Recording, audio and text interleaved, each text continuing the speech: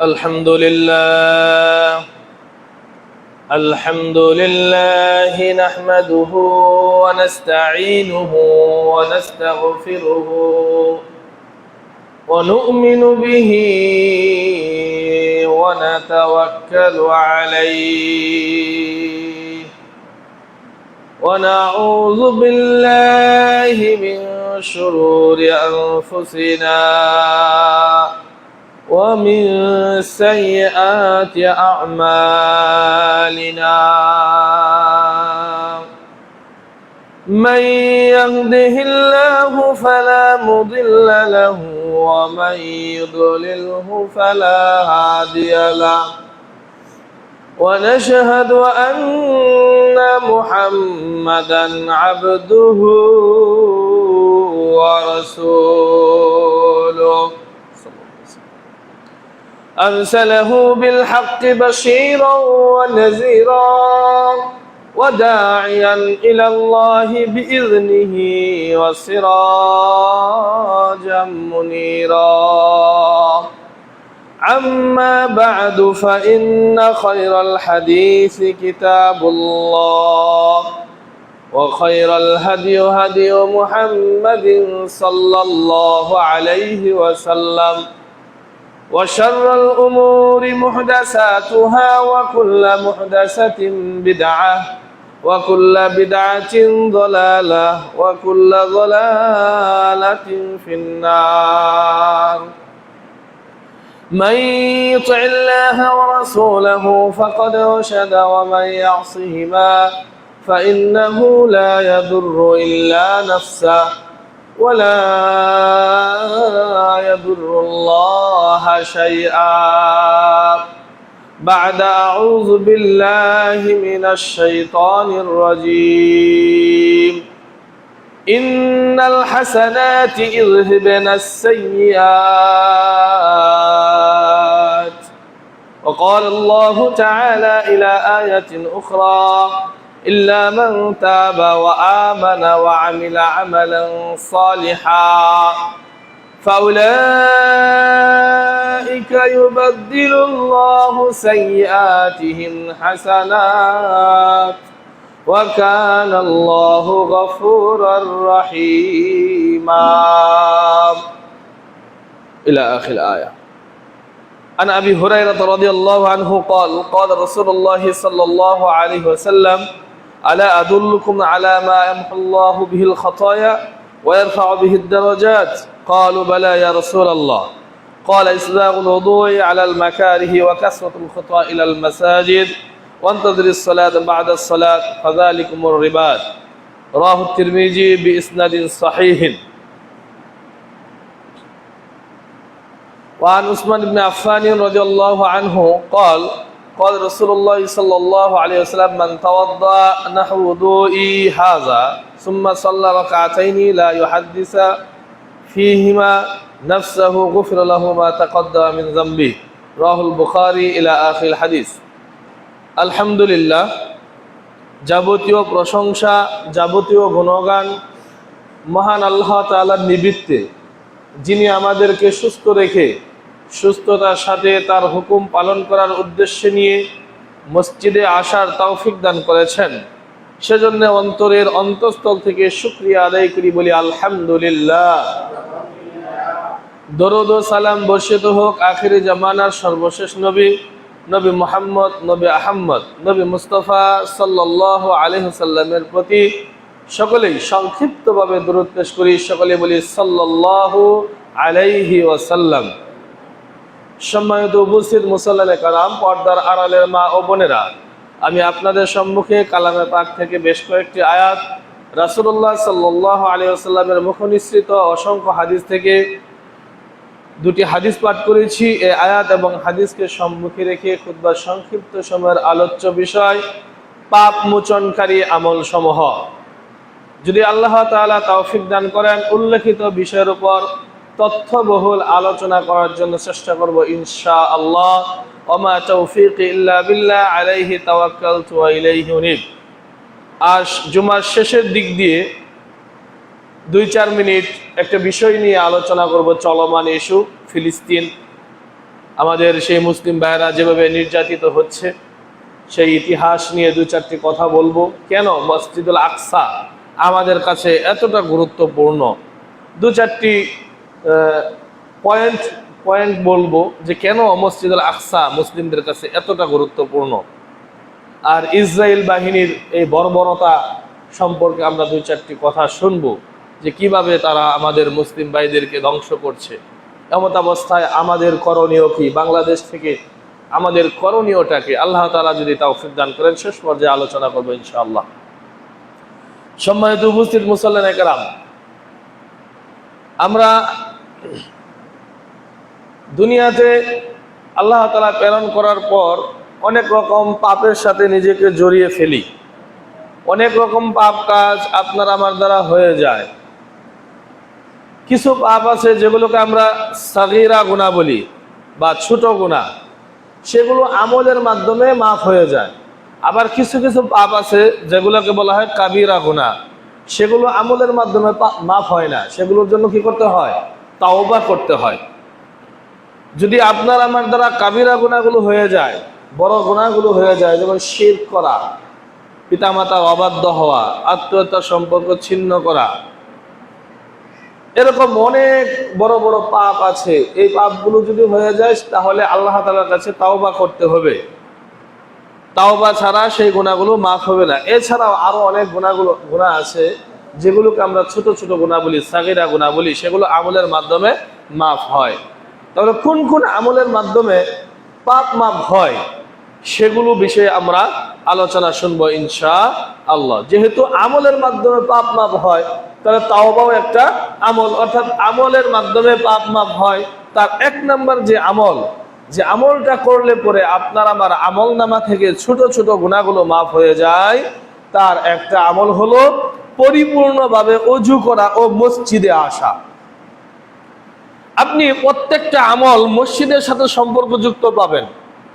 আপনার কাজই থাকবে, একজন মুসলিম হিসেবে সম্পর্ক মসজিদের সাথে থাকবে, এটাই হলো মূল বিষয়। দেখেন, ওযু করবে এবং মসজিদে আসবে, তাহলে তার গুনাহ মাফ হবে, পাপ মাফ হবে। এই ব্যাপারে আবু হুরায়রা রাদিয়াল্লাহু আনহু থেকে বর্ণিত তিরমিজির 51 নম্বর হাদিসে নবী সাল্লাল্লাহু আলাইহি ওয়াসাল্লাম সাহাবীদেরকে উদ্দেশ্য করে বলছেন, আলা আদুল্লুকুম আলা মা ইয়ামহুল্লাহু বিহিল খাতায়া ওয়া ইয়ারফাউ বিহিদ দারাজাত।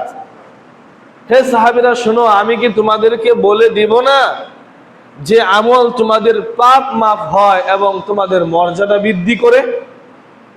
আলা আদুল্লুকুম, আমি কি তোমাদেরকে জানাবো না মা ইয়ামহুল্লাহু বিহিল খাতায়া, কি তোমাদের পাপ সমূহ মিটিয়ে দেয়, ওয়া ইয়ারফাউ বিহিদ দারাজাত, এবং মর্যাদা বৃদ্ধি করে? সাহাবীদেরকে নবী সাল্লাল্লাহু আলাইহি ওয়াসাল্লাম জিজ্ঞাসা করতেছেন। তারপর সাহাবীরা বলছেন, ক্বালু বালা ইয়া রাসূলুল্লাহ, হ্যাঁ হে আল্লাহর রাসূল, অবশ্যই আপনি আমাদেরকে সেই বিষয়টা জানাবেন। তখন নবী সাল্লাল্লাহু আলাইহি ওয়াসাল্লাম সাহাবীদেরকে বলছেন, ক্বালা ইসবাউল উযুআ আলাল মাকারিহি ওয়া কাসরাতুল খুতা ইলাল মাসাজিদ ওয়ান্তাযিরিস সালাত বা'দাস সালাত ফাযালিকুমুর রিবাত। তখন নবী সাল্লাল্লাহু আলাইহি ওয়াসাল্লাম বলছেন, ক্বালা ইসবাউল উযু, যখন তোমরা ওযু করবে, আলাল মাকারিহি, সুন্দরভাবে ওযু করবে, ওয়া কাসরাতুল খুতা, এবং অধিক পদক্ষেপে মসজিদে যাবে, বা'দাস সালাত, এবং সালাতের জন্য প্রস্তুতি গ্রহণ করবে, ফাযালিকুমুর রিবাত, তাহলে তোমাদের গুনাহ মাফ হবে এবং তোমাদের মর্যাদা বৃদ্ধি করা হবে। আর এটাই হলো প্রস্তুতি, ফাযালিকুমুর রিবাত, ফাযালিকুমুর রিবাত, এটাই হলো কি? প্রস্তুতি। অর্থাৎ এই হাদিস থেকে আমরা বুঝতে পারলাম, যদি আমরা ওযু করি এবং ওযু করার পর মসজিদে আসি, তাহলে প্রতিটা পদক্ষেপে আপনার আমার গুনাহ মাফ হবে এবং প্রতিটা পদক্ষেপে আপনার আমার মর্যাদা বৃদ্ধি হবে। সুবহানাল্লাহ। তাহলে ওযু কি মসজিদে এসে করব নাকি বাড়ি থেকে করে আসব? বাড়ি থেকে করে আসাটাই কি উত্তম। আর মসজিদে ওযু আমি কখন করব? যখন মসজিদে আসছি, আমার জরুরতের প্রয়োজন হয়েছে, ইস্তেঞ্জা করেছি, টয়লেটে গিয়েছি, তাহলে। কিন্তু বাড়ি থেকে এমনিতে সর্বদা চেষ্টা করব বাড়ি থেকে ওযু করে আসার জন্য। কারণ শর্ত এখানে হলো কি, যে ওযু করবে এবং অধিক পদক্ষেপে মসজিদে আসবে, তাহলে বাড়ি থেকে ওযু করে আসতে হবে। হাদিস থেকে এটাই প্রমাণ হচ্ছে। আমি বলছি না যে আপনারা মসজিদে এসে ওযু করেন না, বিষয়টা এমন না, কিন্তু নেকি পেতে চাইলে এবং গুনাহ মাফ করাইতে চাইলে, মর্যাদা বৃদ্ধি হোক, এটা যদি আপনি আমি চাই, তাহলে কি করতে হবে? বাড়ি থেকে ওযু করে মসজিদে আসতে হবে। তারপর নবী সাল্লাল্লাহু আলাইহি ওয়াসাল্লাম আরো বলছেন, মুসলিমের 5566 নম্বর হাদিসে নবী সাল্লাল্লাহু আলাইহি ওয়াসাল্লাম বলছেন, মান তাওয়াদ্দা হাকাযা, মান তাওয়াদ্দা হাকাযা। নবী সাল্লাল্লাহু আলাইহি ওয়াসাল্লাম ওযু করলেন, ওযু করার পর উপস্থিত সাহাবীদেরকে বলছেন, মান তাওয়াদ্দা হাকাযা, যে ব্যক্তি এভাবে ওযু করবে, আমি যেভাবে ওযু করলাম এভাবে ওযু করবে, গুফিরা লাহু মা তাকদ্দামা মিন যামবিহি, আল্লাহ তাআলা তার পিছনের সমস্ত গুনাহ খাতাগুলি মাফ করে দিবেন। সুবহানাল্লাহ বিহামদিহি। তারপর বলছেন, ওয়া কানাত সালাতুহু ওয়া মাশইহু ইলাল মাসজিদি নাফিলা, ওই যে ওযু করার সময় সমস্ত গুনাহ মাফ হয়ে গেল, তাহলে তারপরে যে মসজিদে আইসা সালাত আদায় করলো, এটা গুনাহ হিসেবে সে নেকি পেয়ে যাবে। নাফিলা মানে অতিরিক্ত হবে এই সালাতটা, কারণ গুনাহটা আগেই মাফ হয়ে গিয়েছে। তাহলে সালাতের নেকিটা কি হবে? অতিরিক্ত লিপিবদ্ধ করা হবে। সুবহানাল্লাহ। তাহলে ওযু করতে হবে নবী সাল্লাল্লাহু আলাইহি ওয়াসাল্লাম যেভাবে শিক্ষা দিয়েছেন। তিনি আরো বলছেন, মুসলিমের 244 নম্বর হাদিস, কিভাবে গুনাহগুলো মাফ হয়, কোন কোন সিস্টেমে গুনাহগুলো মাফ হয়, এটার বিস্তারিত নবী সাল্লাল্লাহু আলাইহি ওয়াসাল্লাম বলে দিয়েছেন। ইযা তাওয়াদ্দা আব্দুল মুসলিমি আবিল মুমিন, কোন মুসলমান, কোন মুমিন নারী পুরুষ যখন ওযু করে, ওযু করার জন্য ফাগাসালা ওয়াজহাহু, তার মুখমণ্ডল ধৌত করে, খরাজা মিন ওয়াজহিহি কুল্লু খাতিয়াতিন, যখন ওযু করার সময় মুখমণ্ডল ধৌত করে, তখন এই মুখমণ্ডলের সকল গুনাহগুলো কি হয়ে যায়? জোরে পড়ে যায়। খরাজা মিন ওয়াজহি কুল্লু খাতিয়াতিন নাযরা ইলাইহা বিআইনাইহি মাআল মাই আও মা আখিরি কতরিল মাই, এই চোখ দ্বারা অর্জিত যত গুনাহগুলো আছে, এই গুনাহগুলো ওযুর পানির ফোঁটার সাথে সাথে জোরে পড়ে যায়। সুবহানাল্লাহ বিহামদিহি। তারপর বলছেন, ফাইদা গাসালা ইয়াদাইহি, যখন দু হাত ধৌত করে, খরাজা মিন ইয়াদাইহি কুল্লু খাতিয়াতিন কানা বাতাশাতহা ইয়াদাহু মাআল মাই আও আখির কতরিল মাই, এই হাত দ্বারা যত অর্জিত পাপ আছে, যখন হাতগুলো ধৌত করে, উভয় হাতের গুনাহগুলো পানির শেষ বিন্দুর সাথে জোরে পড়ে যায়। তারপর বলছেন, ফাইদা গাসালা রিজলাইহি খরাজাত কুল্লু খাতিয়াতিন মাশাতহা রিজলাহু মাআল মাই আও মা আখির কতরিল মাই হাত্তা ইয়াকুনা নাকিয়াম মিনাজ যুনুব, তারপর যখন সে পা ধৌত করে, পা দ্বারা অর্জিত গুনাহগুলো ওযুর পানির সাথে জোরে পড়ে যায়। এভাবে সে এক পর্যায়ে কি হয়ে যায়? ইয়াখরুজু নাকিয়াম মিনাজ যুনুব, সে সকল গুনাহ থেকেই পবিত্র হয়ে যায়। সুবহানাল্লাহ। তাহলে ওযুর অঙ্গগুলো আমরা যখন ধৌত করি, ওযুর অঙ্গের পানি যখন জোরে যায়, ওই জোরে যাওয়া পানির সাথে সাথে আপনার আমার গুনাহগুলো কি হয়ে যায়? জোরে যায়।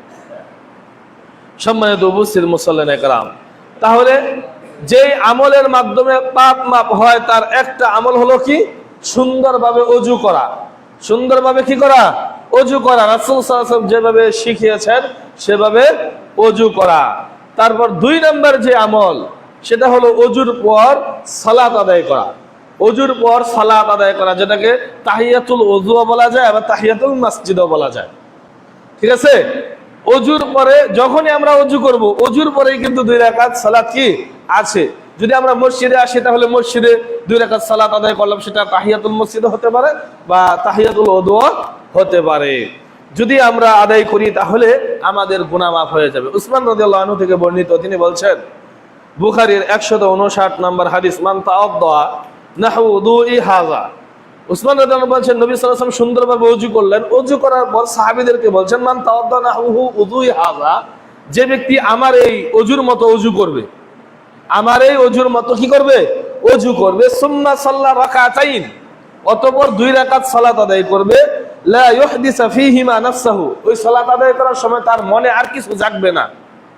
মানে 2 রাকাত সালাত যে আদায় করলো, অর্থাৎ খুশু সহ, মনোযোগ সহকারে 2 রাকাত সালাত আদায় করলো, গুফিরা লাহু মা তাকদ্দামা মিন যামবিহি, আল্লাহ তাআলা তার পিছনের সমস্ত গুনাহ খাতাগুলি মাফ করে দেবেন। সুবহানাল্লাহ।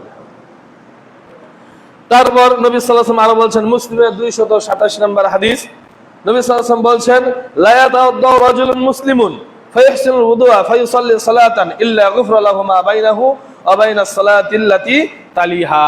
নবী সাল্লাল্লাহু আলাইহি ওয়াসাল্লাম বলছেন, যে ব্যক্তি আমার এই ওযুর মতো ওযু করবে এবং সালাত আদায় করবে, সালাত আদায় করলে এই সালাত থেকে আরেক সালাত পর্যন্ত ওই উভয়ের মাঝে যে সংগঠিত পাপগুলো আছে সেই পাপগুলো আল্লাহ তাআলা ক্ষমা করে দিবেন। সুবহানাল্লাহ। তাহলে এই হাদিস প্রমাণ করলো যে সুন্দরভাবে নবী সাল্লাল্লাহু আলাইহি ওয়াসাল্লাম যেভাবে ওযু করার আদেশ করেছেন সেভাবে যদি আপনি আমি ওযু করি তাহলে আল্লাহ তাআলা আল নবী সাল্লাল্লাহু আলাইহি ওয়াসাল্লাম বলেছেন তার পিছনের কোনো গুনাহ থাকবে না। এবং সালাতটা আদায় করতে হবে খুশু সহকারে। নামাজে আইসা এদিক সেদিক করলে হবে না, নামাজে কেরাত একটু লম্বা হলে অমনোযোগী হয়ে যাবে না, সালাতে দাঁড়িয়ে এদিক সেদিক তাকাতাকি করা যাবে না। খুশু সহকারে মানে কি একেবারে একনিষ্ঠ ভাবে। যে একটা প্রশ্ন মানুষ করে না যে নামাজ কয় মন, নামাজ কয় মন, নামাজ কোনো ওজন না। মন মানে কি কয় মনে নামাজ পড়তে হবে, এক মনে নামাজ পড়তে হবে। মানে অর্থাৎ নামাজ পড়তেছি নামাজি। আমাদের পিছনে তো শয়তান লাগানো আছে, অসসা দেয়, এদিক সেদিক মনোযোগ চলে যায়, কিন্তু চলে গেলেও সেদিক থেকে কি করতে হবে, ফেরত নিয়ে আসতে হবে। নামাজে দাঁড়িয়ে সালাতে দাঁড়িয়ে ওই দোকানে কয় টাকা ব্যবসা করছেন, কোন গরুকে ঘাস দিয়েছেন, কোন গরুকে দেন নাই, কোন খেতে সার বিষ দিয়েছেন, কোন খেতে পানি দিতে হবে, এই চিন্তা ভাবনা করলে ওই নামাজ দিয়ে কোনো কাজ হবে না। কারণ হাদিস প্রমাণ যে ওযু করবে সুন্দরভাবে 2 রাকাত সালাত আদায় করবে, ওই সালাতে অন্য কোনো চিন্তা তার ভিতরে আসবে না। তাহলে আল্লাহ নবী সাল্লাল্লাহু আলাইহি ওয়াসাল্লাম পিছনের সমস্ত গুনাহ মাফ করে দিবেন। সুবহানাল্লাহ।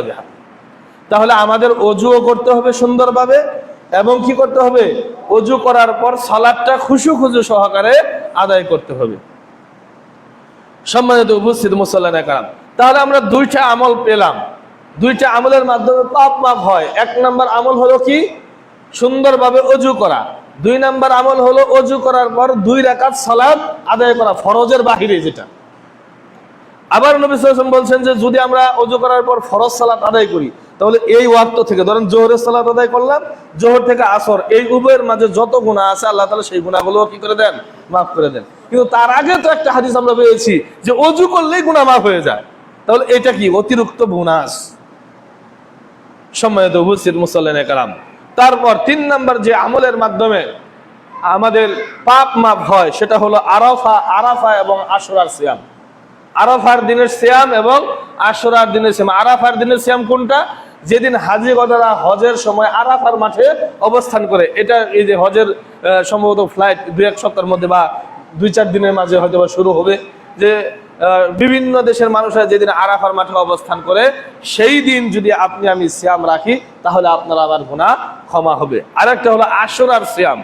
আশুরার সিয়াম যদি আমরা রাখি তাহলে আপনার আমার পাপ মাফ হবে। তিরমিজির 749 নম্বর হাদিসে নবী সাল্লাল্লাহু আলাইহি সাল্লাম বলছেন, সিয়ামু ইয়াউম আরাফা ইন্নী আহতাসিবু আলাল্লাহি আইয়ুকাফিরা সানাতাল্লাতী ক্বাবলাহু ওয়া সানাতাল্লাতী বা'দা। নবী সাল্লাল্লাহু আলাইহি সাল্লাম বলছেন যে আরাফার দিনের সিয়ামের ব্যাপারে আমি আল্লাহ তাআলার কাছে আশা রাখি যে তিনি 1 বছর পূর্বের এবং 1 বছর পরের সকল গুনাহ খাতাগুলি মাফ করে দিবেন। সুবহানাল্লাহ। সিয়াম রাখবেন, একটা গুনাহ মাফ হবে কয় বছরের, 2 বছরের। অর্থাৎ যেই দিন সিয়াম রাখলেন ওই দিন থেকে আগের 1 বছর, আবার ওই দিন থেকে পূর্ববর্তী সামনের 1 বছরের সকল গুনাহ খাতাগুলি আল্লাহ তাআলা কি করে দিবেন, মাফ করে দিবেন। এটা নবী সাল্লাল্লাহু আলাইহি ওয়াসাল্লাম আল্লাহর কাছে আশা রাখেন। তাহলে বোঝা গেল যে আরাফার দিনের সিয়াম রাখলে কি হয়, গুনাহ মাফ হয়। যারা 2 আঁটু উপর দিকে রাখছেন আল্লাহর রাস্তায় আঁটু নামাই দেন, আঁটু নামাই দেন। এগুলো আদবের খেলাফ, আর রাসূলের হাদিস বিরোধী কাজ।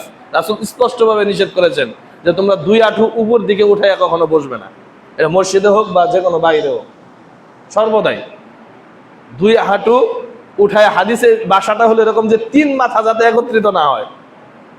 3 মাথা বুঝেন, 2 হাঁটু 2 মাথা আর এই মাথা, এই 3 মাথা যেন একত্রিত না হয়। এভাবে বৈশা ঘুম পাড়তেছেন মসজিদে আইসাই, খুতবা শুরু হয় না, এই যে ঘুমাইতেছে। কারে যে কি বলি আল্লাহ ভালো জানে। আমার দিকে নজর থাকবে আমি কি বলি। খুতবার নিয়ম হলো এটা, খুতবা শুনবেন আমার দিকে তাকায়া, আমি কি বলি সেটা শুনতে হবে, লক্ষ্য করতে হবে। আপনাকে ইসলাম শিক্ষা দেওয়া হয় এই খুতবার সময়। আপনি হেলায় ফেলায় সময় পার করবেন, চলবে না। এটাই হলো সুযোগ ইসলাম শিক্ষা। আপনি যদি নাই শুনেন শিখবেন কি। রাসূল সাল্লাল্লাহু আলাইহি ওয়াসাল্লামের সাহাবীরা যখন খুতবা যে কোনো আলোচনা শুনতেন বা খুতবা হতো, এমন ভাবে বসে থাকতেন পাখিরা তাদের উপর বসে পড়তো।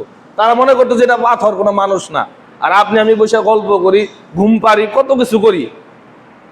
এগুলা করা যাবে না, মনে কেউ কষ্ট নেই না। এটা আমি আপনাকে বাঁচানোর জন্য বললাম, কারণ কথা বললেই নেকি বাতিল। মসজিদে আইসা যদি অপরের সাথে কথা বলেন, আদবের খেলাপ করেন, তাহলে সকল নেকি বাতিল। এই যে সুন্দর করে গোসল করে আসছেন, দুইটা নেকির জন্যই তো আসছেন। আপনার আমলনামায় নেকি হোক এর জন্য তো আসছেন। এখন নেকি যদি বাতিল হয়ে যায় তাহলে লাভ কি হলো? সারাদিন কাজ করলেন, সন্ধ্যাবেলা ময়না পাইলেন না, লাভ কি? ওই যে কাজ করলেন এটা শুধু মাগনা শ্রম দিলেন। তো এই জন্য আমাদের আদব খেয়াল করতে হবে। আমি এখানে দাঁড়িয়ে আমার নিজের কোনো কথা বলি না, বলবো না কোনোদিন ইনশাআল্লাহ। তো এখানে দাঁড়িয়ে এভাবে খুতবা দিয়েছেন নবী সাল্লাল্লাহু আলাইহি ওয়াসাল্লাম তার সাহাবীদের সম্মুখে দাঁড়িয়ে। তো আমরাও তার অনুযায়ী ধারাবাহিকতায় খুতবা দিই, সেই সুন্নাহকে ফলো করি। তো আমল, যে আমল আপনার আমার পাপ মাফ করে দিবে, সেটা তো মনোযোগ সহকারে শোনা উচিত। কারণ আমরা তো সকলেই পাপ করি, সকলে কি করি? পাপ করি। এত সুন্দর আলোচনা করতেছে, পাপ মাফ হবে আমল করলে, তাহলে তো মনোযোগ সহকারে অ্যাটেনশনের সাথে সেটা শোনা উচিত। খুতবা শুনবেন একেবারে চোখের সাথে চোখ থাকবে। আমি যখন দেখবো, ঘুরবো, দেখবো যে আপনি আমার দিকে তাকিয়ে আছেন, তার মানে বোঝা গেল যে আপনি মনোযোগ সহকারে খুতবা শুনছেন। আমার খুতবা শুনছেন না, রাসূলের কথা শুনছেন, আল্লাহর কথা শুনছেন, মনোযোগী আপনি। এটা বোঝা যাবে তখন যে আসলে কোরআনকে আপনি ভালোবাসেন, হাদিসকে ভালোবাসেন। মুখের কথায় আল্লাহর ভালোবাসা প্রকাশ হবে না, আপনার আমল, আপনার খেয়াল দেখে, ধ্যান মগ্নতা দেখে বোঝা যাবে যে আপনি নবী মুহাম্মদ সাল্লাল্লাহু আলাইহি ওয়াসাল্লামকে ভালোবাসেন, আল্লাহর কথাকে ভালোবাসেন, নবীর কথাকে ভালোবাসেন। আমি ব্যক্তি হিসেবে আপনার কাছে অপছন্দনীয় হতে পারি, কিন্তু আমি এখানে দাঁড়িয়ে আমার কোনো কথা বলি না, নবী মুহাম্মদ সাল্লাল্লাহু আলাইহি ওয়াসাল্লামের কথা বলি, আল্লাহ তাআলার কথা বলি। সেই কথাগুলোকে আপনি পছন্দ করতে হবে। তখনই বোঝা যাবে যখন আপনি মনোযোগ সহকারে কথাগুলো শুনবেন। সম্মানিত উপস্থিত মুসল্লিয়ানে কেরাম, বলতেছিলাম এমন একটা আমল, আরাফার দিনে যদি আমরা একটা সিয়াম রাখি, নবী সাল্লাল্লাহু আলাইহি ওয়াসাল্লাম বলছেন যে আমি আল্লাহর কাছে আশা রাখি তিনি 2 বছর, অর্থাৎ ওই দিনের আগে 1 বছর এবং পরবর্তী 1 বছরের গুনাহ আল্লাহ তাআলা মাফ করে দিবেন। সুবহানাল্লাহ ওয়া বিহামদিহি। এর চাইতে ফজিলত আর কি হতে পারে? 2 বছরের গুনাহ আল্লাহ তাআলা মাফ করে দিবেন। আর আশুরার দিনের সিয়ামের ব্যাপারে নবী সাল্লাল্লাহু আলাইহি ওয়াসাল্লাম বলছেন ওয়া সিয়ামু ইয়াউমা আশুরা আহতাসিবু আলাল্লাহ। আশুরার দিনের সিয়াম তো চিনেন আপনারা নাকি? ওই যে মুসা আলাইহিস সালামকে যে আল্লাহ তাআলা ফেরাউনের কবল থেকে মুক্তি দিয়েছিলেন 10 মুহররম, 10 মুহররম, ওই দিন যে সিয়ামটা আমরা রাখি, ওই সিয়ামের কথা নবী সাল্লাল্লাহু আলাইহি ওয়াসাল্লাম বলছেন যে আশুরার দিনের সিয়াম যদি কোনো ব্যক্তি রাখে, আমি আল্লাহ তাআলার কাছে আশা রাখি যে আল্লাহ তাআলা পিছনের 1 বছরের গুনাহ খাতাগুলি মাফ করে দিবেন। সুবহানাল্লাহ। তাহলে আরাফার দিনে সিয়াম রাখলে গুনাহ মাফ হয়, আশুরার দিনে সিয়াম রাখলেও কি হয়? গুনাহ মাফ হয়। তারপর যেটা বলতেছিলাম কিছুক্ষণ আগে বললাম যে জুমার দিন মনোযোগ সহকারে খুতবা শোনা। এই জুমার দিন মনোযোগ সহকারে যদি খুতবা শুনি তাহলেও গুনাহ মাফ হয়। জুমার দিন মনোযোগ সহকারে যদি খুতবা শুনি তাহলেও কি হয়? গুনাহ মাফ হয়। দলিল নেন বুখারীর 883 নম্বর হাদিস, সালমান ফারসি রাদিয়াল্লাহু আনহু থেকে বর্ণিত। তিনি বলছেন লা ইয়াগতাসিলু রাজুলুন ইয়াওমাল জুমআ, কোন ব্যক্তি যদি জুমার দিন গোসল করে সুন্দরভাবে উত্তমতার সাথে, ওয়াতাহরু মাস্তাতাআ মিন তুহরিহিন, এবং সুন্দরভাবে পবিত্রতা গ্রহণ করে তার সাধ্য মতো, ওয়াইদাহিনু মিন দুহনিহি, তার যে তেল আছে, সরিষার তেল বা গায়ে যেটা লাগানো হয়, সেই নিজের তেল থেকে সেই তেলগুলো মালিশ করে শরীরে, বা সুগন্ধি যদি তার থাকে তাহলে সুগন্ধি লাগায়। আও ইয়ামাসসু মিন তিব, আও ইয়ামাসসু মিন তিব, আমরা যদি ঘরে একটু আতর থাকে, সুরমা থাকে, চোখে দিলেন, যদি আতর থাকে আতর লাগালেন, সুন্দরভাবে গোসল করলেন, সুন্দর পোশাক পরলেন, ঘরে যদি তেল থাকে তেল লাগালেন, যদি সম্ভব থাকে আতর থাকে, সুরমা থাকে, সেগুলো ব্যবহার করলেন। তারপর বলছেন সুম্মা ইয়াখরুজু মিন বাইতিহি, সুম্মা ইয়াখরুজু, বাড়ি থেকে, অতঃপর বাড়ি থেকে বের হয়।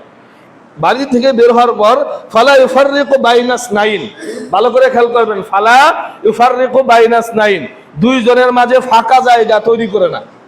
মনে হয় বোঝাতে পারলাম না।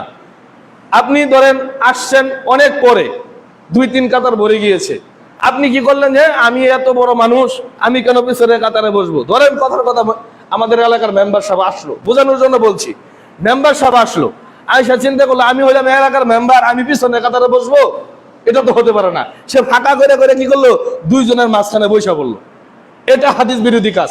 নবী সাল্লাল্লাহু আলাইহি ওয়াসাল্লাম বলছেন কি, যে মসজিদে আসলো, আসার পর 2 জনের মাঝে ফাঁকা করলো না। কি করলো না? 2 জনের মাঝে ফাঁকা করলো না, যেখানে জায়গা পেলো সেখানে দাঁড়ালো। সুম্মা ইউসাল্লি মা কুতিবা লাহু, এবং খতিব সাহেব খুতবা দেওয়ার আগ পর্যন্ত, খুতবায় দাঁড়ানোর আগ পর্যন্ত যতটুকু সময় পেলো 2 রাকাত করে সালাত আদায় করতেই থাকলো। ইদা আতাকাল্লামাল ইমাম, ইদা তাকাল্লামা সুম্মা ইউনসিত ইদা তাকাল্লামাল ইমাম, এবং চুপ থেকে ইমামের খুতবা শুনলো। চুপ থেকে কি করলো? ইমামের খুতবা শুনলো। ইল্লা গুফিরা লাহু মা বাইনাহু ওয়া বাইনাল জুমআতিল উখরা, তার এই জুমা থেকে আরেক জুমা পর্যন্ত যত সগীরা গুনাহগুলো আছে সকল গুনাহগুলো আল্লাহ তাআলা মাফ করে দেন। সুবহানাল্লাহ। শর্ত কয়টা গেল? সুন্দরভাবে গোসল করতে হবে, তেল থাকলে তেল লাগাইতে হবে, আতর থাকলে আতর দিবেন, এটা বাধ্যতামূলক না, থাকলে দিবেন। মসজিদে আসবেন, আয়েশা দুইজনের মাঝে ফাঁক করবেন না, যেখানে জায়গা পেয়েছেন আপনি সেখানে, আপনি এমপি হন, মন্ত্রী হন, প্রধানমন্ত্রী হন, মসজিদের সভাপতি যেই হন না কেন, আপনি আসছেন পিছনে পিছনেই বসবেন, ওইটাই আপনার জায়গা। যদি নেকি পেতে চান, আর যদি বলেন নেকির প্রয়োজন নাই, আমি সামনে গেলেই হবে, নেকি দিয়ে কি করব, তাহলে আপনি যে ইচ্ছা তাই করতে পারেন। মসজিদে আইসা কথা বলা যাবে না একে অপরের সাথে, সেটা যতই জরুরি হোক, খুতবা চলাকালীন সময় যত জরুরি হোক, যদি নেকি পেতে চান পরস্পরের সাথে কথা বলা চলবে না। কোনো জরুরি যদি কোনো বিষয় থেকে একান্তই জরুরি, সেটা আমাকে বলার যদি হয় তাহলে কাগজের ভিতরে লিখে সুন্দরভাবে চিরকুট দিয়ে বলবেন। এখানে খুতবা দিবে ইমাম সাহেব, সুবহানাল্লাহ আলহামদুলিল্লাহ বলতে হয়, নবী সাল্লাল্লাহু আলাইহি ওয়াসাল্লামের দরুদ পেশ করতে হয়, এগুলো আপনারা বলবেন, কিন্তু দুনিয়াবি কোনো আলাপচারিতা মসজিদে চলবে না যদি আপনি নেকি পেতে চান। আর যদি এই নিয়ম অনুযায়ী দুইজনের মাঝে ফাঁকা করলেন না, চুপ করে এসে বসে খতিব সাহেবের খুতবা শুনলেন, তাহলে এই জুমা থেকে আরেক জুমা পর্যন্ত সংগঠিত সকল পাপ আল্লাহ তাআলা মাফ করে দিবেন। সুবহানাল্লাহ। আরেকটা হাদিসে এসেছে, শুধু তাই নয়, এই তো এক সপ্তাহের নেকি মাফ হলো, সাথে আরো 3 দিনের গুনাহ আল্লাহ তাআলা মাফ করে দিবেন। সুবহানাল্লাহ বিহামদিহি। অর্থাৎ একদিন যদি জুমার সালাত আদায় করেন, এই জুমা থেকে আরেক জুমা এবং সাথে আরো 3 দিন, 10 দিনের গুনাহ আল্লাহ তাআলা কি করে দিবেন? মাফ করে দিবেন। কেননা নেক আমল 1 থেকে 10 গুণ পর্যন্ত কি হয়? বৃদ্ধি হয়। এক জুমা মানে কি 10 জুমা, একদিন জুমা আদায় করলে 10 দিনের জুমা আদায় সমান। তাহলে যেহেতু জুমার সালাত আদায় করলে গুনাহ মাফ হয়, তার মানে হলো কি 10 দিনের গুনাহ আল্লাহ তাআলা কি করে দেন? মাফ করে দেন। সুবহানাল্লাহি ওয়া বিহামদিহি। তাহলে জুমার দিনের আদব হলো এই যে মসজিদে আসবেন, কোনো কথাবার্তা বলবেন না, মনোযোগ সহকারে ইমাম সাহেবের খুতবা শুনবেন। এতে করে হয়তোবা আমার কোনো কথা, আল্লাহর নবীর কোনো কথা, রাসূলের হাদিস, আল্লাহ তাআলার কোনো কথা আপনার ভিতরে পরিবর্তন আনতে পারে, হেদায়েত আসতে পারে। হেদায়েত তো এইভাবেই হয় মানুষের। আপনি যদি নাই শুনেন, আপনার আমার পরিবর্তন কোত্থেকে হবে? আগে না শুনতে হবে, জানতে হবে, জানার পর না পরিবর্তন হবে। সম্মানিত উপস্থিত মুসল্লিয়ানে কেরাম, তারপর 4 নাম্বার যে আমলটা করলে আপনার গুনাহ মাফ হয়, সেটা হলো যে কোনো খারাপ কাজ হয়ে যেতে পারে। আমরা মুসলিম মানুষ, আমাদের ভুল হতে পারে। যেমন নবী মুহাম্মদ সাল্লাল্লাহু আলাইহি ওয়াসাল্লাম বলেছেন, কুল্লু বানি আদামা খাত্তা ও খায়রুল খাত্তাইনা আত-তাওয়াবুন। প্রত্যেকটা আদম সন্তান পাপী, তবে উত্তম পাপী হলো ওই বান্দা যে ব্যক্তি পাপ করার পর তওবা করে, যে ব্যক্তি গুনাহ করার পর কি করে? তওবা করে। ঠিক এমন একটা আমল, যদি আপনার আমার দ্বারা মন্দ কাজ হয়ে যায়, মন্দ কাজ হয়ে যাওয়ার সাথে সাথে ওটার বিপরীতে ভালো কোনো কাজ করা, ওটার বিপরীতে কি করা? ভালো কোনো কাজ করা। এতে কি হবে? ওই মন্দটা কি হয়ে যাবে? দূর হয়ে যাবে। যেমন আল্লাহ তাআলা সূরা হুদের 114 নম্বর আয়াতে বলছেন, ইন্নাল হাসানাতি ইযহিবনাস সাইয়্যাত। নিশ্চয়ই ভালো কাজ মন্দ কাজকে মিটিয়ে দেয়। নিশ্চয় ভালো কাজ কি হয়? মন্দ কাজকে মিটিয়ে দেয়। অর্থাৎ যদি আপনার আমার দ্বারা কোনো সময় খারাপ কাজ হয়ে যায়, আমরা তো বুঝি যে কোনটা ভালো কোনটা খারাপ, সাথে সাথে ওইটার উল্টো পিঠে ভালো একটা কাজ করা, ভালো কাজ করলে পরে ওই মন্দ কাজটা কি হয়ে যায়? মিটে যায়। এটা আল্লাহ তাআলার ঘোষণা, ইন্নাল হাসানাতি ইযহিবনাস সাইয়্যাত। নিশ্চয় ভালো কাজ মন্দ কাজকে মিটিয়ে দেয়, নিশ্চিহ্ন করে দেয়। তারপর নবী সাল্লাল্লাহু আলাইহি ওয়াসাল্লাম বলছেন, ইত্তাকিল্লাহা হাইসুমা কুনতা ওয়াত্তাবি'স সাইয়্যাতিল হাসানা তামহুহা ওয়া খালিকুন নাস বিখুলুকিন হাসানিন। নবী সাল্লাল্লাহু আলাইহি ওয়াসাল্লাম বলছেন, ইত্তাকিল্লাহা হাইসুমা কুনত। তুমি যেখানেই থাকো না কেন সর্বদা আল্লাহকে ভয় করো। আপনি আমি যেখানেই অবস্থান করি না কেন ভয় করতে হবে কাকে? আল্লাহকে ভয় করতে হবে।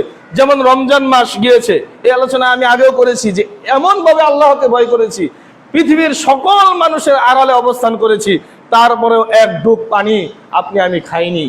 খাবার সম্মুখে নিয়ে বসে থেকেছি, কেউ আপনাকে বাধা দিত না, আপনি খেলেই খেতে পারতেন, তারপরেও আপনি খান নাই। কেন? আল্লাহকে ভয় করেছেন। এজন্য আল্লাহর ভয়টা আপনি আমি যেখানেই থাকি না কেন, রাত্রির আধারে দুনিয়ার কেউ দেখছে না আপনি চুরি করছেন, রাত্রির আধারে দুনিয়ার কেউ দেখছে না আপনি জিনায় লিপ্ত হয়েছেন, রাত্রের আধারে কেউ দেখছে না আপনি, সকল মানুষ ঘুমিয়ে আছে, আপনি খাতার নিচে সেই ব্লু ফিল্ম দেখছেন, কিন্তু কেউ দেখছে না। কিন্তু আপনি চিন্তা করতেছেন এই রাত্রি আধারে কেউ না দেখুক, আমার আল্লাহ আমাকে দেখছে, আধার রাত হয়েছে, যত কিছু হোক না কেন আমার রব আমাকে দেখছে, মানুষ না দেখুক, আমি জিনায় লিপ্ত হব না, আমি চুরিতে লিপ্ত হব না, ব্লু ফিল্ম বা যাই হোক সেগুলো খারাপ নাটক দৃশ্য আমি দেখবো না, আমাকে তো আল্লাহ দেখছে, পৃথিবীর কোনো মানুষ না দেখুক। এই ভয় যদি আপনার আমার ভিতরে থাকে, তাহলে তারপর নবী সাল্লাল্লাহু আলাইহি ওয়াসাল্লাম বলেন ওয়া আত্তাবি'আস সাইয়্যাতিল হাসানা, আর যখনই তোমার দ্বারা খারাপ কাজ হয়ে যাবে সাথে সাথেই তুমি ভালো কাজ করো, এই ভালো কাজ তোমার ওই খারাপ কাজকে মিটিয়ে দিবে। সুবহানাল্লাহ বিহামদি।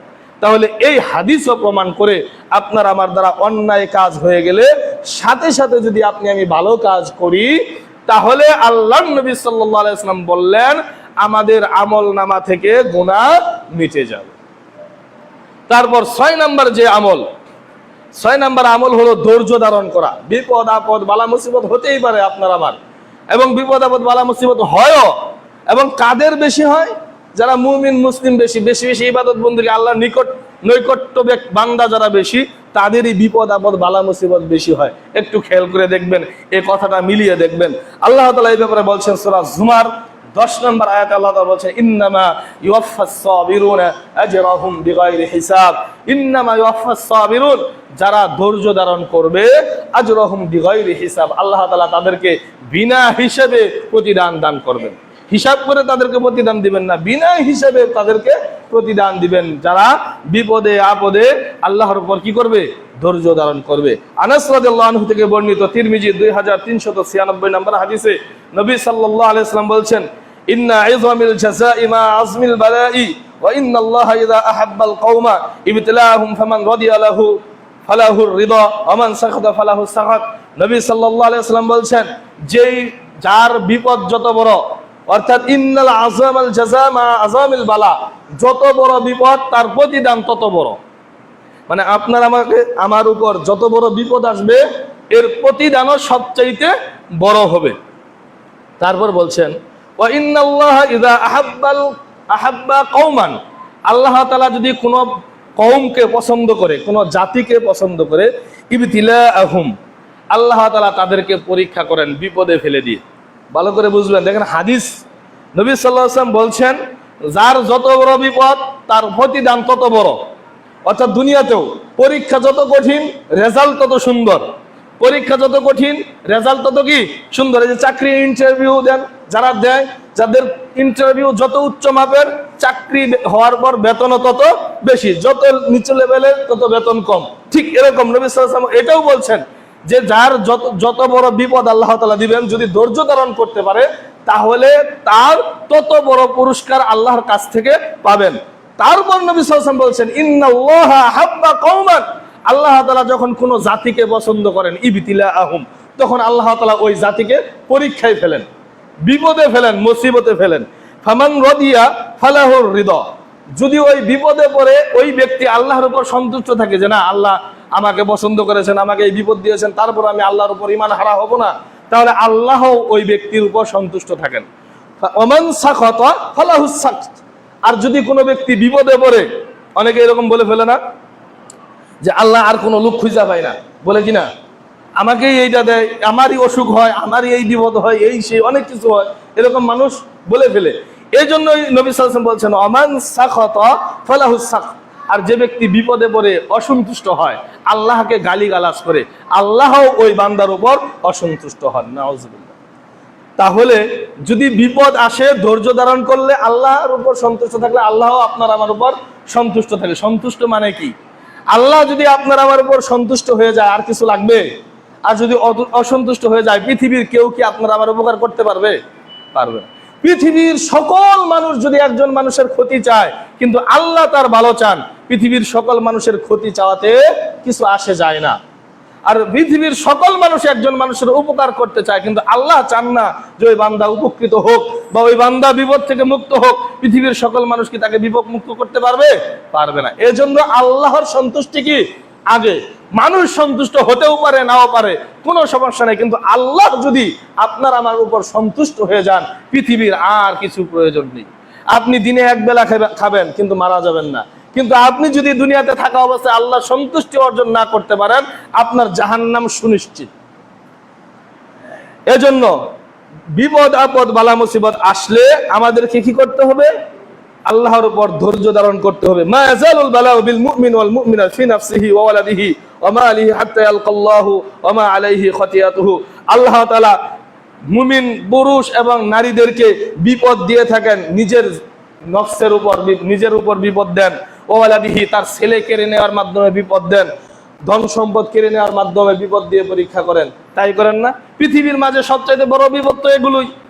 নিজের অসুস্থতা, নিজের ছেলে হঠাৎ করে মারা যাওয়া, যেভাবে হোক আল্লাহ তাআলা দিয়েছেন, উপযুক্ত বয়স হয়েছে, এখন সে ইনকাম করবে, ইনকাম সোর্স আসবে, আপনাকে ইনকাম করে টাকা পয়সা দিবে, তখনই সে মারা গেল। এটাও একটা কি বিপদ, কেননা আপনি তার পিছনে ইনভেস্ট করেছেন, আপনার অর্থ ইনভেস্ট করেছেন, আপনার সময় ইনভেস্ট করেছেন, অনেক কিছু তার পিছনে ব্যয় করেছেন আপনি। যখনই সে আপনাকে ইনকাম করে খাওয়াবে, তখনই আল্লাহ তাআলা তাকে দুনিয়া থেকে নিয়ে গেলেন, তখন এই বিপদের উপর ধৈর্য ধারণ করতে হবে। আপনার ধরেন ফসল করেছেন, আপনার 1 বছরে খাওয়ার জন্য বা 6 মাস খাওয়ার জন্য ধান উৎপাদন করেছেন, কিন্তু এমন ভাবে আকাশ থেকে শিলাবৃষ্টি হলো, আল্লাহ না করুন, আমরা কখনো এরকম চাই না, কিন্তু উদাহরণস্বরূপ বোঝানোর জন্য যে ধন সম্পদ কেড়ে নিল, এমন ভাবে শিলাবৃষ্টি হলো যে একটা ধানও আপনি বাড়িতে আনতে পারলেন না, এটাও একটা বিপদ। এই বিপদ দিয়েও আপনাকে আমাকে আল্লাহ তাআলা পরীক্ষা করতে পারেন। বেশ কিছুদিন পূর্বে এরকম হয়েছিল একবার, তাই না? এরকম হয়েছিল যে একটা ধান কাশি নেওয়ার মতো কোনো ব্যবস্থা ছিল না। এই বছরে তো এই পানি হওয়ার পরে আমাদের হরিণাকান্দা দিয়ে কেউ ক্ষেতের ভিতরে কাশি নিতে পারে নাই, ধান আনতে পারে নাই, সেখান থেকে একটা ধানও হয় নাই।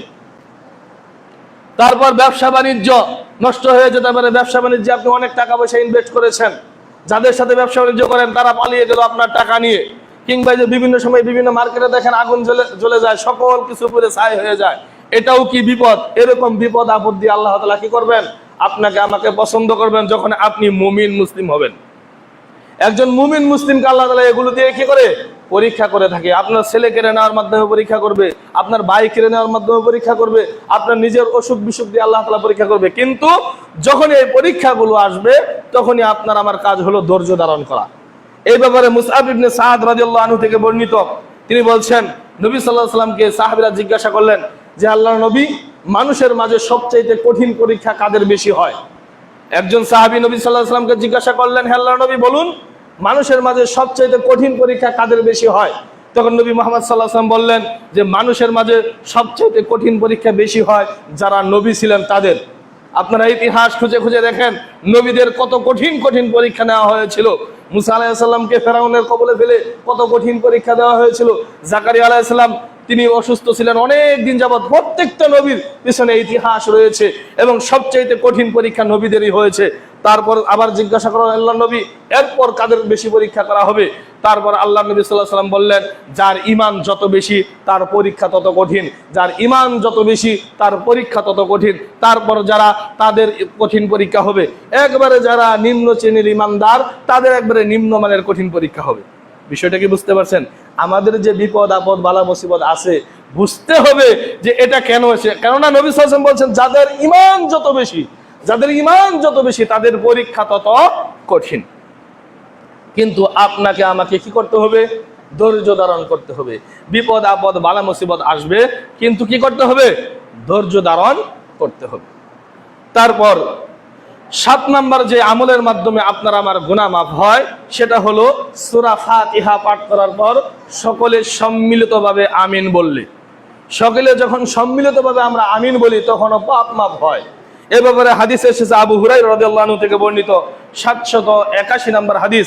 নবী সাল্লাল্লাহু আলাইহি ওয়াসাল্লাম বলেছেন, ইযা আমানাল ইমাম ফাআমিনু ফাইন্নাহু মি ওয়াফাকা তামিনাহু তামিনাল মালায়েকা গুফিরা লাহু মা তাকদ্দামা মিন যামবিহি। নবী সাল্লাল্লাহু আলাইহি ওয়াসাল্লাম বলছেন, ইযা আমানাল ইমামু, যখন ইমাম আমিন বলবে, ফাআমিনু, তোমরাও সাথে সাথে আমিন বলো। ফাইন্নাহু, কেননা মিওয়াফিকি তামিনুহু তামিনাল মালায়েকা, তোমাদের আমিন বলা এবং ফেরেশতাদের আমিন বলা যদি মিলে যায়, গুফিরা লাহু মা তাকদ্দামা মিন যামবিহি, তাহলে আল্লাহ তাআলা তোমাদের পিছনের সমস্ত গুনাহ খাতাগুলি মাফ করে দিবেন। সুবহানাল্লাহ। তাহলে আমিন উচ্চ স্বরে বললে গুনাহ কি হয়? মাফ হয়, গুনাহ মাফ হয়। আর কিছু মানুষ আছে এটার বিরোধিতা করে যে আমিন জোরে বলা যাবে না, এবং আমরা আহলে হাদিস হয়েছি অনেক সময় পিছনে আমিন বলি না। একটা কথা বলেছিলেন, ভয় মানুষকে দেখে করে লাভ নাই, তো ভয় করতে হবে আল্লাহকে। কে কি বললো সেটার দিকে ভ্রুক্ষেপ করার প্রয়োজন নেই তো। তাই এই হাদিস থেকে আমরা বুঝতে পারলাম, যদি সূরা ফাতিহার শেষে আমরা আমিন বলি ইমামের আমিন বলার সাথে, তাহলে পিছনের গুনাহ খাতাগুলি কি হয়? মাফ হয়। এবং আমিন জুড়ে বলার বিরোধিতা করতো ইহুদি খ্রিস্টানেরা। কারা করতো? এই কথা অনেকবার বলেছি, আজকেও বলে দিই। নবী সাল্লাল্লাহু আলাইহি ওয়াসাল্লাম আয়েশা রাদিয়াল্লাহু আনহাকে উদ্দেশ্য করে বলছেন, আয়েশা শোনো, সবচাইতে বেশি ইহুদিরা যে জিনিসটা বেশি আমাদের সাথে বিরোধিতা করে, সবচাইতে বেশি, একটা হলো সূরা ফাতিহার শেষে আমিন বলা এবং পরস্পরের সালাম বিনিময় করা। এই দুইটা জিনিস সবচাইতে বেশি ইহুদি খ্রিস্টানরা বেশি বিরোধিতা করে থাকে। তাহলে যারা আমিন বলার বিরোধিতা বর্তমানে করে, যদিও তারা সালাত আদায় করে, সিয়াম রাখে, কিন্তু তাদের ভিতরে কাদের কালচার আছে?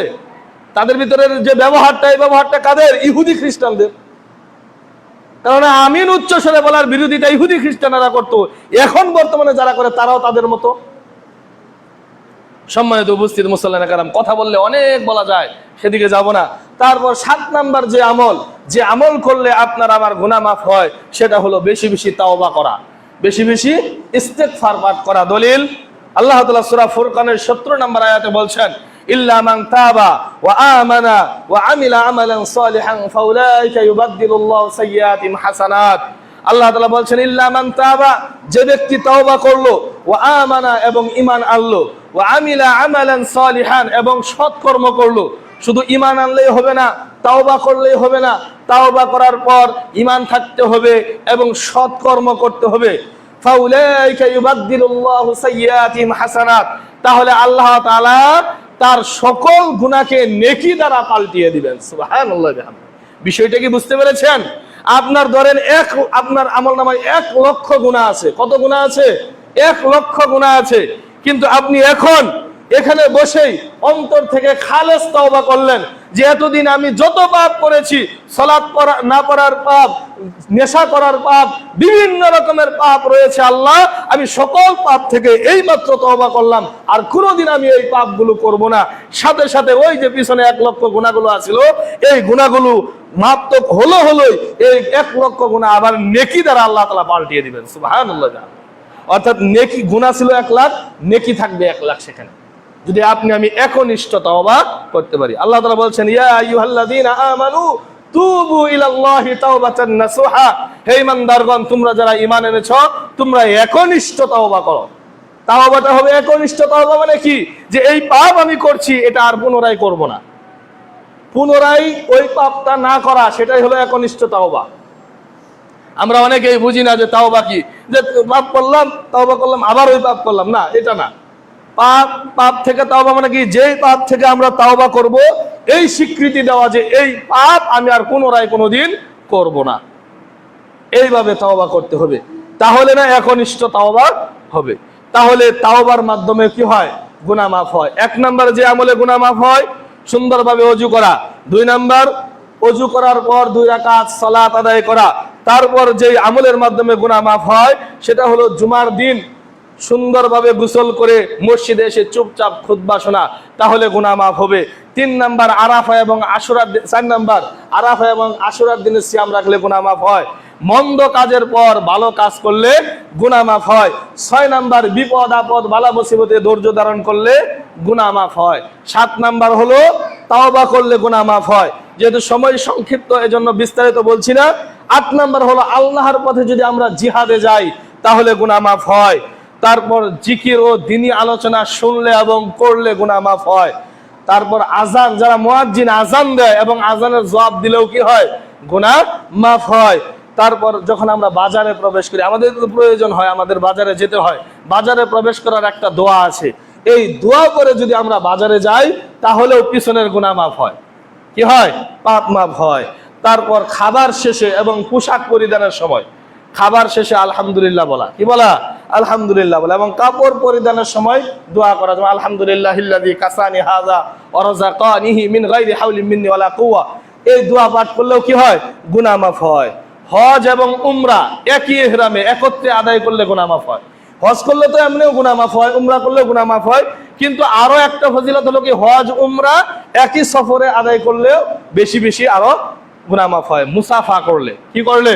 মুসাফা করলে গুনাহ মাফ হয়। নবী সাল্লাল্লাহু আলাইহি ওয়াসাল্লাম বলছেন, যখন একজন মুসলিম আরেকজন মুসলিম এভাবে হাত বাড়িয়ে দিয়ে মুসাফা করে, যতক্ষণ এভাবে তারা ধরে রাখে, যতক্ষণ পর্যন্ত আলাদা না হয়, ততক্ষণ পর্যন্ত মাগফিরাতের ফেরেশতারা দোয়া করতে থাকে এবং তাদের গুনাহগুলো মাফ হতে থাকে। সুবহানাল্লাহ। মুসাফা কয় হাতে হবে? 4 হাতে না 2 হাতে? 2 হাতে মুসাফা হবে। 2 হাতে মুসাফা, আমার ডান হাত আপনার ডান হাত, এটা হলো মুসাফার নিয়ম। 4 হাতে মুসাফার বিধান বাতিল। ওই ব্যাপারে যত হাদিস আছে সকল হাদিস বাতিল। 2 হাতে মুসাফা হবে, আপনার ডান হাত আমার ডান হাত। আপনার বাম হাত আমার হাতে লাগাবেন কেন? বাম হাত কেন? বাম হাত হলো অন্যান্য কাজ আছে সেগুলো করার জন্য। আপনি নিজেও তো আপনার বাম হাত দিয়ে নিজের মুখে স্পর্শ করা নিষেধ, এটা জানেন? হাদিসে আছে নিজের বাম হাত নিজের মুখে এইভাবে স্পর্শ করা নিষেধ। ডান হাত দিয়ে পা, আমরা ওযু করি না, পা ওযু করার সময় ডান হাত দিয়ে পা ধরা নিষেধ, বাম হাত দিয়ে পা পরিষ্কার করতে হবে। এই নাকের যে ময়লা আছে ডান হাত দিয়ে পরিষ্কার করা নিষেধ, বাম হাত দিয়ে করতে হবে। তারপরে ইস্তেনজা করার পর বাম হাত দিয়ে লজ্জাস্থানের ময়লা পরিষ্কার করতে হবে, ডান হাত ব্যবহার করা যাবে না। তাহলে আপনি যখন মুসাফা করছেন বাম হাত দিয়ে যে আমার হাত ধরছেন, এটা কোথায় পেলেন? আরে নিজের শরীরে ধরা যাচ্ছে না, আপনি আরেকজনের শরীর কিভাবে ধরবেন? মুসাফা হবে 1 হাতে, এটা হাদিস দ্বারা প্রমাণ এবং যুক্তিরও প্রমাণ। এটা মুসাফা হবে ডান হাতে, যুক্তির বাহিরেও চলে যায় তাদের ব্যাপারে। অর্থাৎ বাম হাত কেন আপনি আমার শরীরে ধরবেন?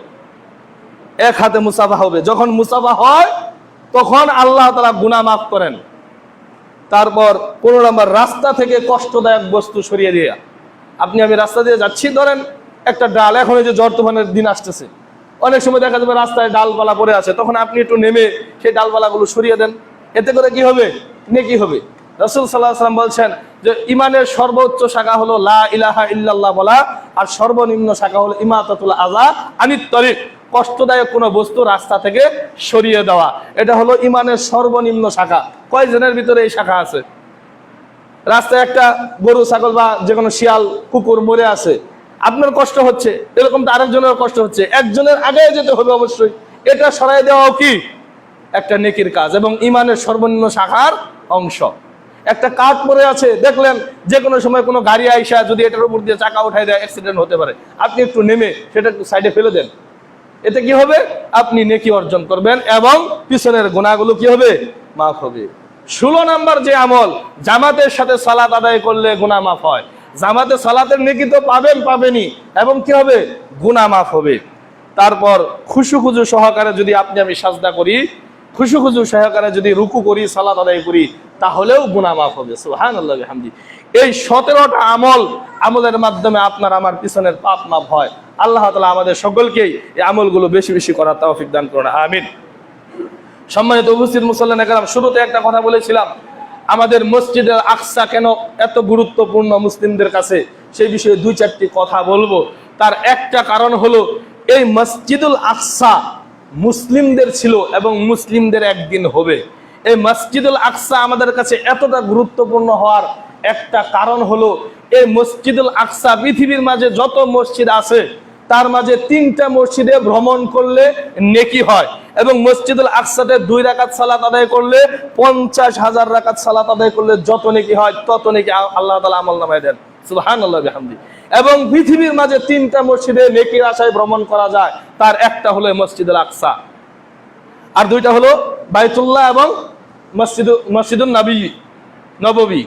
এই 3টা মসজিদে নেকির আশায় ভ্রমণ করা যায়। আমাদের অনেক মানুষকে দেখা যায় যে তারা ধনবাড়ি যায় নেকির আশায়, বাতাসা খাওয়ানোর জন্য। যদি যান, নেকির বদলে উল্টা পাপ হবে। আল্লাহর নবীর হাদিস, পৃথিবীর বুকে 3টা মসজিদ আছে, যেই 3টা মসজিদে আপনি গেলে নেকির উদ্দেশ্যে গেলে নেকি হবে, পাপ হবে না। আর যত মসজিদ আছে নেকির উদ্দেশ্যে যদি যান, যে বেশি নেকি মনে হয় হবে সেখানে গেলে, তাহলে উল্টো পাপ হবে, কেননা সেটার অনুমোদন নবী সাল্লাল্লাহু আলাইহি ওয়াসাল্লাম দেন নাই। তার একটা মসজিদ হলো মসজিদুল আকসা। এই মসজিদুল আকসা আমার মুসলমানদের কাছে এত গুরুত্বপূর্ণ কেন? নবী মুহাম্মদ সাল্লাল্লাহু আলাইহি ওয়াসাল্লাম যখন মেরাজে গিয়েছিলেন, তখন তার বাড়ি থেকে ওই মসজিদুল আকসা পর্যন্ত একটা সফর দিয়েছিলেন, সেখান থেকে আবার সফর দিয়েছিলেন। বোরাক বাঁধা ছিল সেই মসজিদুল আকসাতে, এবং নবী মুহাম্মদ সাল্লাল্লাহু আলাইহি সাল্লাম ওই মসজিদে সালাত আদায় করেছেন সকল নবীদেরকে নিয়ে। মসজিদুল আকসা এত গুরুত্বপূর্ণ কেন মুসলিমদের কাছে? কেন এই মসজিদুল আকসা ওই ফিলিস্তিনের ভূমিতে কিয়ামতের মাঠ স্থাপন হবে, হাশরের মাঠ সেখানেই স্থাপন হবে, মানুষ সেখানে হাশরের মাঠে উপস্থিত হবে। এই মসজিদুল আকসা মুসলিমদের কাছে এতটা গুরুত্বপূর্ণ এই জন্যই যে এই মসজিদুল আকসা মুসলিমদের কেবলা ছিল, সর্বপ্রথম কেবলা। 17 মাস 17.5 মাস সকল মুসলিমেরা সেই দিকে ফিরে মসজিদুল আকসার দিকে ফিরে সালাত আদায় করেছে। এই জন্য মসজিদুল আকসা এতটা গুরুত্বপূর্ণ। এই মসজিদুল আকসা সর্বপ্রথম নির্মাণ হয়েছিল পৃথিবীর দ্বিতীয় মসজিদ হিসেবে। কাবার নির্মাণের পর এই মসজিদুল আকসা নির্মাণ হয়েছে, অর্থাৎ পৃথিবীর দ্বিতীয় তৈরিকৃত মসজিদ হলো মসজিদুল আকসা। মসজিদে বাইতুল্লাহ নির্মাণের 40 বছর পর মসজিদে আকসা নির্মাণ হয়েছে। এবং এই মসজিদে আকসা যখন পুনর্নির্মাণ হয়, সেটা সুলাইমান আলাইহিস সালাম পুনর্নির্মাণ করেছিলেন, এবং সেটা আল্লাহর হুকুমে কোনো মানুষ দিয়ে নয়, জিন দিয়ে মসজিদ নির্মাণ হয়েছিল। সুলাইমান আলাইহিস সালামের ঘটনা অনেকেই আপনারা জানেন, বিস্তারিত আলোচনা করার সুযোগ হচ্ছে না, এজন্য শুধু পয়েন্টগুলো বলে দিচ্ছি যে কেন মসজিদুল আকসা এত গুরুত্বপূর্ণ। ওমর রাদিয়াল্লাহু আনহু এই মসজিদে আকসা বিজয় না করতে পেরে আফসোস করে বলেছিল, আমি এই মসজিদুল আকসা বিজয় করতে পারলাম না, কিন্তু আমি যদি মারা যাই আমার এই মসজিদুল আকসার আশেপাশে আমাকে কবর দিও। ওমর রাদিয়াল্লাহু আনহু বলেছিলেন, ইউশা ইবনে নুন যেই দিন মসজিদুল আকসা বিজয়ের জন্য যুদ্ধ বের হয়েছিলেন, তখন এমন একটা পর্যায়ে হয়েছিল, সেই দিন তাদের যুদ্ধবিরতি থাকতো শনিবারের দিন, শুক্রবার হয়েছিল, আল্লাহর কাছে দোয়া করেছিল, আল্লাহ তোমার কাছে দোয়া করছি, আমি জানি আজকে যদি মসজিদে আকসা বিজয় না করতে পারি আর কখনো বিজয় করা সম্ভব হবে না, আল্লাহ তুমি সূর্যকে থামিয়ে দাও, সূর্য যেন অস্তমিত না হয়। আল্লাহ সেদিন সূর্যকে থামিয়ে দিয়েছিলেন এবং মসজিদে আকসা ইউশা ইবনে নুনের নেতৃত্বে সেদিন বিজয় হয়েছিল।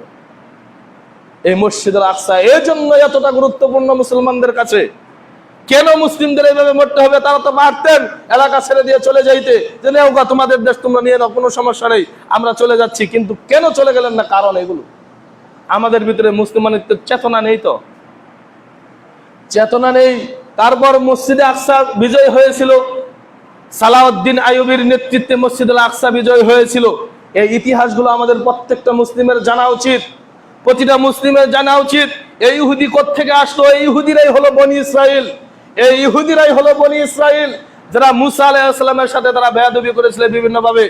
এই বনি ইসরাইলের জন্য আল্লাহ তাআলা জান্নাত থেকে খাবার দিতেন, মান্না ওয়া সালওয়া, যেটাকে বর্তমানে যে আপনার কি খাবার জানি বলে, ব্যাঙের ছাতার মতো যে হয়, ভুলে গেলাম আর কি, সেটা এখন মাশরুম বর্তমানে সবচেয়ে বেশি দামি একটা খাবার।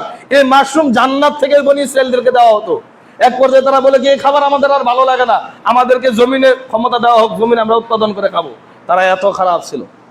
যখন তাদেরকে যুদ্ধে যাওয়ার জন্য বলেছে চলো মসজিদে আকসা বিজয়ের জন্য যাব, তখন মুসা আলাইহিস সালাম বলেছেন তুমি এবং তোমার আল্লাহ যাও, আমরা যাব না। তুমি এবং তোমার আল্লাহ যাও, আমরা যাব না। যখন তারা তিহ প্রান্তরে অবস্থান করেছিল, তারা 40 বছর সেখানে ছিল, রোদের তাপে যখন তারা তৃষ্ণার্ত হয়ে যেত, মুসা আলাইহিস সালাম আল্লাহর কাছে দোয়া করেছিলেন, আল্লাহ তাদের পানির ব্যবস্থা করো। তখন মুসা আলাইহিস সালামকে বলেছেন তোমার লাঠি দিয়ে পাথরে আঘাত করো। বনি ইসরায়েলের 12টা দলে ভাগ ছিল এবং 12 দলের জন্য 12টা ঝর্ণা সেদিন প্রবাহিত হয়েছিল, সেখান থেকে তারা পানির ব্যবস্থা করেছে। সবচাইতে বড় যেই মুক্তিটা সেই দিন বনি ইসরায়েলকে দেওয়া হয়েছিল, সেটা হলো ফেরাউনের কবল থেকে মুক্তি দেওয়া। ফেরাউনকে কবল থেকে মুক্তি, লৌহিত সাগর তাদেরকে পার করে দিয়েছে, কিন্তু যখন তারা পার হয়ে গেছে, ফেরাউন তার দলবল সহ নিয়ে সেই লৌহিত সাগরে ডুবে মারা গিয়েছে। আল্লাহ তাআলা এভাবে তাদেরকে মুক্তি দিয়েছে। যখন বাইতুল মুকাদ্দাস বিজয় হলো, তখন তাদেরকে বলা হলো যে তোমরা এখানে প্রবেশ করো, হিত্ততুন বলে, কি বলে? হিত্ততুন বলে মাথা নুয়ে নুয়ে প্রবেশ করো। তখন তারা হিত্ততুন না বলে বলছিল হিনততুন। কি ততুন? হিনততুন মানে গমের দানা, হিত্ততুন মানে আল্লাহর সহযোগিতা, আর হিনততুন মানে হলো গমের দানা। তারা আল্লাহর সহযোগিতা স্বীকার না করে হিনততুন বলে বলে এভাবে তারা বাইতুল মুকাদ্দাসে প্রবেশ করেছে। এই বনি ইসরাইল জাতি বর্তমানে ইহুদি, এবং হিটলার যে এতগুলো ইহুদি কেন মেরেছিল, এখন প্রতিটা মুসলিম বা অন্য ধর্মের মানুষেরাও বুঝতে পারতেছে হিটলার কেন ইহুদিদেরকে মেরেছে। সম্মানিত উপস্থিত মুসল্লিয়ানে কেরাম, যাই বিষয়টা বললাম যে মসজিদে আকসা মুসলমানদের কাছে এত মর্যাদাপূর্ণ হওয়ার কারণগুলোই এটা। এবং এই মসজিদুল আকসাতেই আগমন হবে ইমাম মাহদীর, ঈসা আলাইহিস সালাম সেখানেই আসবে।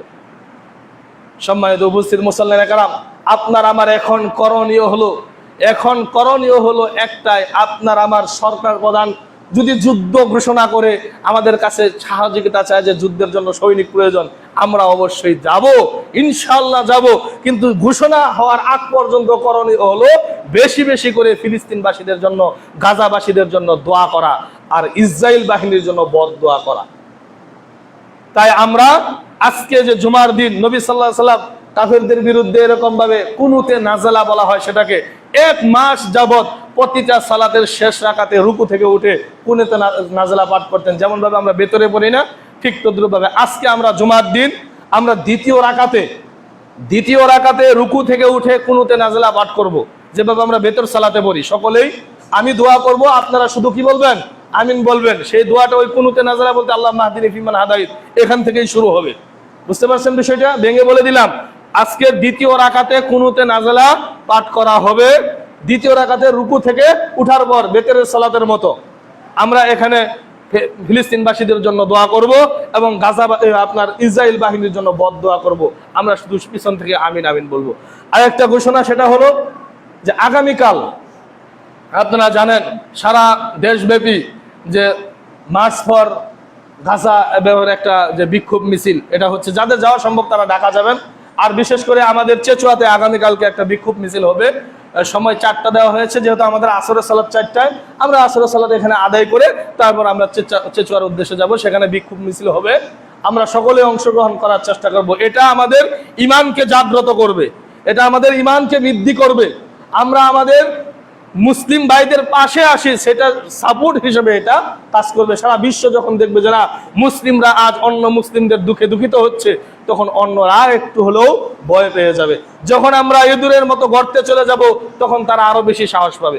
মুসলিমদের মার খাওয়ার প্রধান কারণ হচ্ছে এটা, মুসলিমরা আজ কি প্রতিবাদ করতে জানে না, হক কথা বলতে জানে না। এই জন্য মুসলিমদের এই অবস্থা। আমরা মনে করি আমাদের পার্শ্ববর্তী দেশ আমাদের বন্ধু, জীবনেও না, কখনো নয় তারা আমাদের বন্ধু, তারা আমাদের চিরশত্রু। ইসরায়েল যেমন ফিলিস্তিনকে ধ্বংস করছে, ঠিক সুযোগ পেলে ইন্ডিয়া বাংলাদেশকেও গিলে খাবে, এটা মনে রাখেন। এবং গাজাতুল হিন্দ, এই সারা বিশ্বের মুসলিম এই হিন্দুস্তানের বিরুদ্ধে যুদ্ধ করবে, এটা হবেই হবে কিয়ামতের আগে। এজন্য তাদেরকে বন্ধু ভাবার কোনো প্রয়োজন নেই বা বন্ধু ভাবার কোনো সুযোগও নেই, তারা আমাদের চিরশত্রু। আজকে ফিলিস্তিনকে ইসরায়েল বাহিনী ধ্বংস করছে। এই ইসরায়েল কিন্তু ছোট একটা জায়গা ছিল, কিছু জায়গায় তারা অবস্থান করত, তাদের নিজস্ব কোনো দেশ ছিল না। তারা সহানুভূতি দেখিয়ে একটু জায়গা দিয়েছে, এখন এভাবে নির্যাতন করছে। ঠিক আমাদেরকে এখন থেকে প্রত্যেক মুসলমানের জানা উচিত যে ইন্ডিয়া, ভারত কখনো মুসলিমদের বন্ধু নয়। এখনো আপনারা বিভিন্ন ভাবে দেখছেন, একটু গরু জবাই করার কারণে মুসলমানদের বাড়ি ভেঙে দেয়, মসজিদ ভেঙে দেয়, বলে যে অনেকদিন আগে এখানে নাকি ছিল, মন্দির ছিল, এই কথা বলে। আপনি এগুলাতে বাবরি মসজিদের ধ্বংসের যে লীলা দেখেছেন আপনারা। মুসলিম হিসেবে ইন্ডিয়া কখনো আমাদের বন্ধু নয়, শত্রু, এটা আমাদের জানতে হবে। অর্থাৎ একটু সুযোগ দেওয়ার প্রয়োজন নেই। গত কয়েকদিনে ভুটান আর কোন দেশের জানি যোগাযোগ ব্যবস্থা বাংলাদেশ থেকে বন্ধ করে দিয়েছে। আর আমাদের যদি বন্ধুই হতো, এই কাজ কি তারা করতো? যে রুট আছে, ইয়ার রুট, সেটা বন্ধ করে দিয়েছে। এরকম চলছে, তাদের আগ্রাসন চলতে আছে দিনের পর দিন। তারা কখনো আমাদের বন্ধু নয়, এটা প্রত্যেক মুসলিমের জানা উচিত। তারা আমাদের চিরশত্রু এবং সুযোগ পেলেই আমাদের দেশটাকে ফিলিস্তিনের মতো করে ফেলবে। আল্লাহ তাআলা আমাদের সকলকেই এগুলো বোঝার তৌফিক দান করুন। আমিন। ওয়া আখিরু দাওয়ানা আলহামদুলিল্লাহি রাব্বিল আলামিন।